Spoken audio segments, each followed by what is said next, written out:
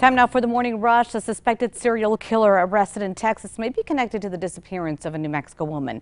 Tanya Begay was last seen in 2017 in the Gallup area with her boyfriend Jason Thornburg. Thornburg is now accused of murdering at least 3 people in Texas. Investigators say Thornburg did tell detectives that he also killed Begay. Her body has still not been found.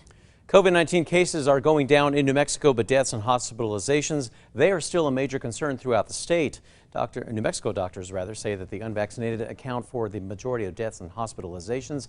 At last check, nearly 80% of the state's adults have had at least 1 dose of the vaccine, and about 70% are fully vaccinated. A sentencing hearing is scheduled today for a man convicted of kidnapping, sexual assault, and battery. 30-year-old John Dent abused his girlfriend, Isabella Brito, holding her captive for 3 days after finding messages in her phone with guy friends of hers. He's facing up to 30 years behind bars. A woman accused of working for a human smuggling ring is now facing federal charges. Last month, federal investigators say that Lydia Marcos Tomas was not supposed to be in the U.S. when she crashed a vehicle with 12 illegal immigrants inside, killing one of them. Border Patrol says that she took off a GPS monitor and disappeared in 2018 while her immigration case was pending. Erica.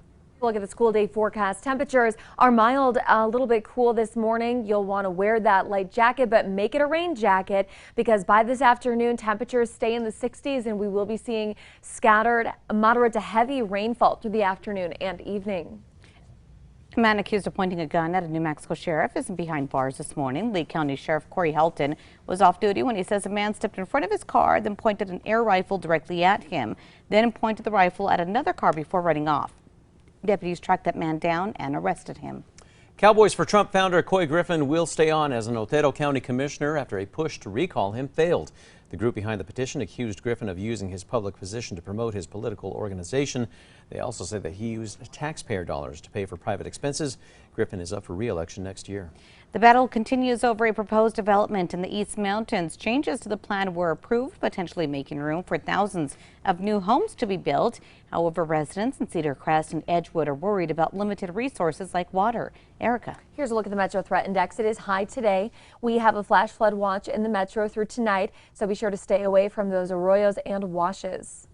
Changes are now in place at Virgin Galactic after an FAA investigation found that they broke the rules. The FAA says that as the Spaceship Two descended, it deviated from its course and failed to communicate that it was doing so. As a result, Virgin Galactic had to make changes to its communications. In just hours, U.S. senators set to vote to keep the government open. The stopgap funding bill, if it does pass, will only fund the government through December 3rd. It is crucial, though. It will prevent 800,000 federal employees from being furloughed. Erica. All right, here's a look at the traffic maps. The maps are looking mostly clear this morning. No accidents to tell you about. And here's a look at tracker going east on I-40 near 6th Street. More cars out on the roads, but it looks to be moving along right here on 6th. Well, scientists in Brazil, they have discovered a brand new species of dinosaur. The remains of the carnivorous creature were found near Sao Paulo. Paleontologists say that the creature was short, but about 16 feet in length, with strong legs and short arms. It's part of the Spinosaurus family. Welcome back. After a pretty dry day yesterday, the wet weather returns and our monsoon meter is almost up to the top. We'll be seeing widespread rain across the state, especially from the late morning through tonight. Be sure to grab that rain gear.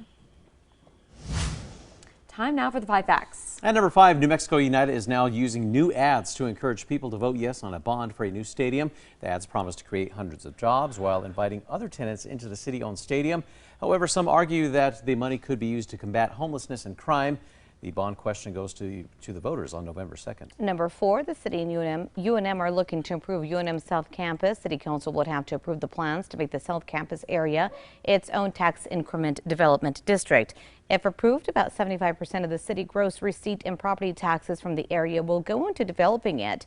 Also, it could lead to about $620 million in investment over 20 years and create more than 4,000 permanent jobs. And at number 3, since it is going to be a rainy day, here's a look at superstorm track closer to dinner time around 5 p.m.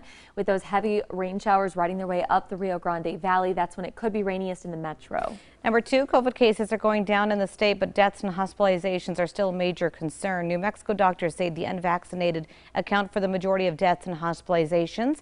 At last check, nearly 80% of the state's adults have at least 1 dose of the vaccine. And at #1 this morning, a suspected serial killer is arrested in Texas, and he may be connected to the disappearance of a New Mexico woman. Tanya Begay was last seen in 2017. That was in the Gallup area with her boyfriend, Jason Thornburg. He is now accused of murdering at least 3 people in Texas. Investigators say that Thornburg also told detectives that he killed his girlfriend, Tanya Begay.